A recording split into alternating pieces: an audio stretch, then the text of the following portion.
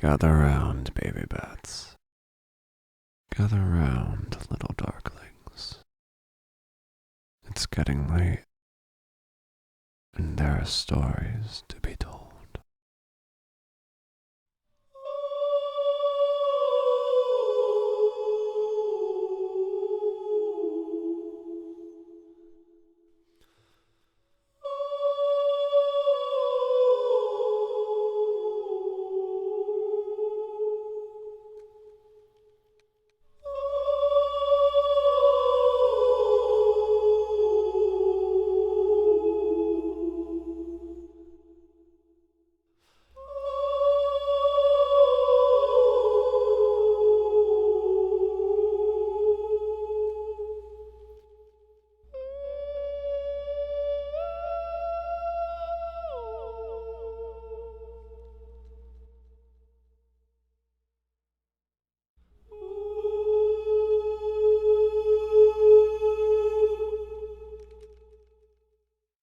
I had been on holiday visiting my mum for the week. I'd planned it so that by the time I'd be back, they would have finished the construction of the new ward that annexed the West Wing. It wasn't just to avoid all the racket, but I was hoping to fly under the radar while the regime shift occurred. A hospital undergoing a transitional period under new management leaves me knackered just thinking about it. Nobody really notices a missing nurse. Not anyone that matters anyway. But all good things come to an end, and that becomes quite clear when you're in uniform, parking your car, and staring at the face of the thing that has been and will continue to be the thing dominating your life. Back at it again, yeah? Walking in, everything appears to be in order. No new faces or the addition of one of those player pianos. Perhaps I was too quick in assuming that there were going to be big changes. After sitting in handover for ages, I set off to tend to my ward. While on my way, I spot a familiar face. Ah, Douglas. Back from holiday, are we? Enjoy your visit. Oh, yes. It was nice. Thank you, Claire.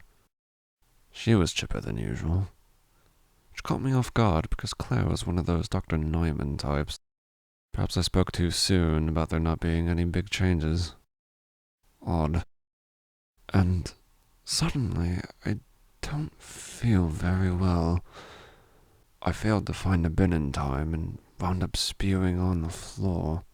I feel warm and lightheaded. I also feel like an idiot for spewing on the floor. I wipe up my mouth with my hand and realize that's not spew. It's blood. That can't be good.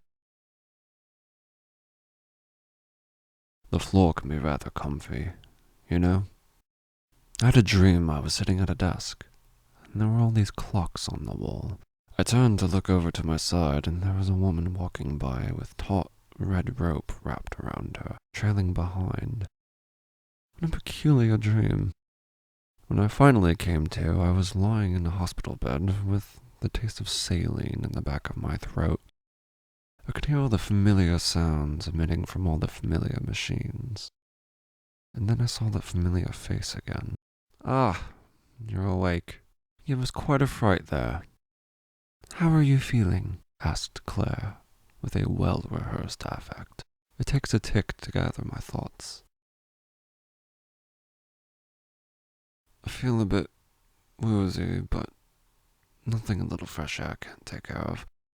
There's a pause while we hold eye contact. I'm sorry, what exactly is wrong with me? Did they find anything, or... My apologies, Douglas, but I'm required to withhold that information, seeing as to how you only have a bronze-level membership. You understand. Her eyes remain fixated on me.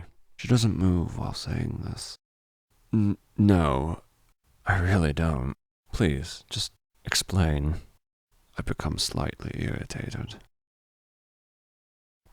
Did you not get your pamphlet? Oh, right. You were on holiday. To see your mum, right?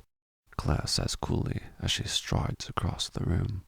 You are aware that there has been a change of policy, correct? She waits for an answer. I'm not too certain she actually wants one. Very well then, she sighs. You, Douglas, have a bronze level membership, which means we can keep you comfortable. That's about it. Now for a small fee, we can bump you up to a silver membership. She pauses. Do you know what your next question is going to be? She inquires with the raise of an eyebrow. How much is it to get a silver membership? About £55,000, Douglas. Now, do you have £55,000? No. No, you do not, Douglas. So, we are going to keep you here because, quite honestly, everyone out there is bricking themselves over whether or not they came into work with the next iteration of the Plague Rat. Claire's brow is furrowed, and her eyes were just as locked onto mine as they were at the start of this conversation. Now, if you'll excuse me, I have rounds to finish. An oppressive air vacates the room. Every once in a while, I'll cough up some blood. It's not exactly what I'd call the ideal welcome back to work. I'm not quite as lightheaded as I was before, but I'm still rather warm, and my shoulder's throbbing something fierce. This is insane. They can't keep me here. I'm not exactly a model of health right now, but I'm bloody well enough to know that I need to seek out some actual medical attention. I lethargically swing my legs over and grab the IV stand to use as a crutch. I manage to stand up, and thank God I'm not tethered to a catheter. I hobble to the door, and every bit of hope I had is torn out of me with less than surgical precision. Locked. Of fucking course it is. Fuck! Fuck! Fuck! Oh, fuck! I wince and recoil as my shoulder feels like it's being shredded. Right, back to bed. Back to bed. I can't fucking do this. I crawl back into bed as I hear a loud click from the door. Claire enters the room. Oh, Douglas. Oh, Douglas. Went for a little walk, have we? Notice the new doors. Electromagnetic locks. Truly artisanal from what I'm told. We had a feeling that there would be those who would be less than agreeable towards our new policy. The words slither from her mouth as she eyes the door from top to bottom. Be honest, Douglas. You may be upset with me, but are you in any pain? I did say we would keep you comfortable, and I'm not a savage. I'm coated in a cold sweat, acneed, with my own blood. And I'm not sure, but I think I've been glaring at her this entire time. If I could see myself, I'm pretty sure, at a glance, I'd be able to tell. At a glance, I'd be able to tell that I look like absolute dog shit. I hesitate to respond, but my will is as broken as my pride. Yes. Yes to all of it. But mostly the pain bit, yes. I am weak. Claire promptly walks to my bedside and hands me 2 pills. These will help with the pain. I'm sorry, Douglas. I really am. Her words are gossamer and frail. Thank you, I tell her as she starts for the door. With the aid of the painkillers, I was able to nod off for a few. I didn't have any dreams, none that I could remember anyway. When I awoke, I felt calmer. No, that's not quite right. Apathetic. It didn't matter what was happening to me. I'd either get through it or I wouldn't.